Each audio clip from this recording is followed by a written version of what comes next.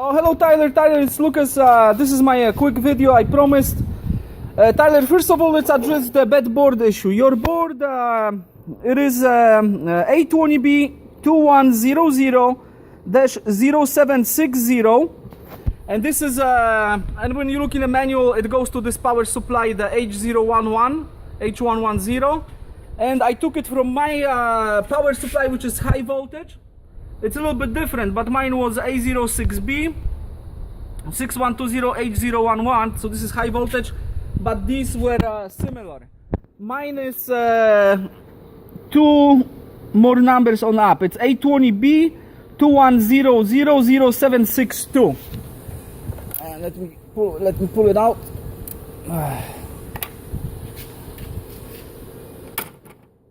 Yeah, and this is mine. It's 0762, and you receive it with yours, so at least you know, remember that, and don't make any complaints about it that it doesn't work, because your drive, your power supply, yeah, it's not good. Put this one back, and it actually came in very bad shape. You know, some covers, you know, broken, I think, but I think that's the way you send it to me. And at the beginning, when I received it, you know, I plugged in just this 220 plug and powered everything on, and I hit the dash, so everything was okay. But as soon as I plugged in this one in to yours, you know, it went just blank, dead.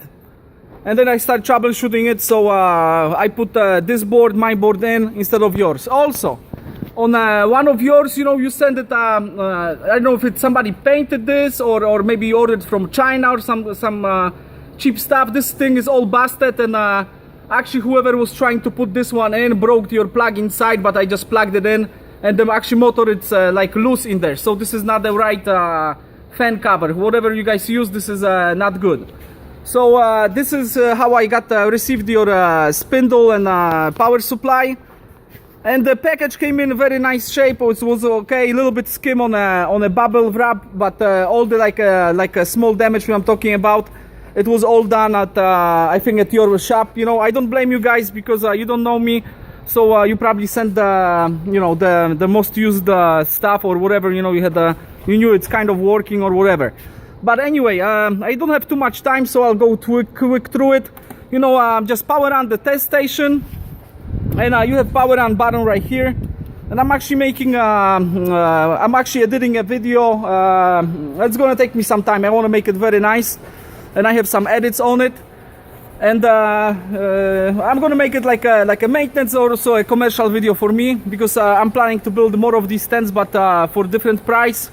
Not yours is just like let's say this type, you know, for the 110 series power supplies, and 114s, 117 amplifiers. It's one of the first one we make. Like for the commercial guys like you know. I did it for many repair shops here. I did one, you know, before the 6096s. I did like 8, but this kind, you know, we make it actually first time. Okay, and there it is. That's the controller. It's 21 MB. The software, I had to freaking order it from Fanuc, so we got the latest software for communication. And also on this one, you asked if it can test older power supplies and servos. Servos, anything with the fiber optic cable in. And if you have older spindle, you need to have a spindle which will communicate with it. And you can use the same plug for the spindle control, but Taylor, your technicians should know about it. I know you don't know too much of the technical stuff, but your guys should know about it. So if you have older spindle, you replace the spindle and put older power supply also, so they can communicate with each other. But that, your guys, they should know about it, you know? So you have to, the questions like this, you have to ask them, Taylor, not me, because they should know everything about it. Okay, Taylor, one more thing. Now emergency, you have emergency, you just... you don't have to even pull it if it's not pulled, but comes in an emergency. If it's pressed, you know, I made a message that the e-stop button is depressed. And when you unhook it, you know, the message is it's gone. Okay, there is the e-stop reset. You're resetting the e-stops, and your drives and everything should go in 0-0, like right now. Also, this is I put separate controller power supply, separate for 24 volt. Also, because some of the motors you have, I put here 100 volt DC braking circuit, and also here a 24 volt DC braking circuit. So I had to mount the transformer on it, so you can actually test different motors with different brakes on them. You know, some of them are 24 volt, some of them are 100 volt, and a variation of it like 80. But you can use 100, you know, for 80 volt brake motors. So we got that, and I have it right now in a jog mode. You do the feed rates, rapid overdrives, everything runs. I made here already, I prepared it for a 3-axis, X, Y, Z, and you just press X-axis, select it, and you go minus plus, you know, with a minus plus with a motion, okay? And then you can use all the fancy stuff, you know, like load control and all that stuff, you know, on it. And if you have one more amplifier, you can add it here, or usually you put it on a bench. That's right here. You hook up.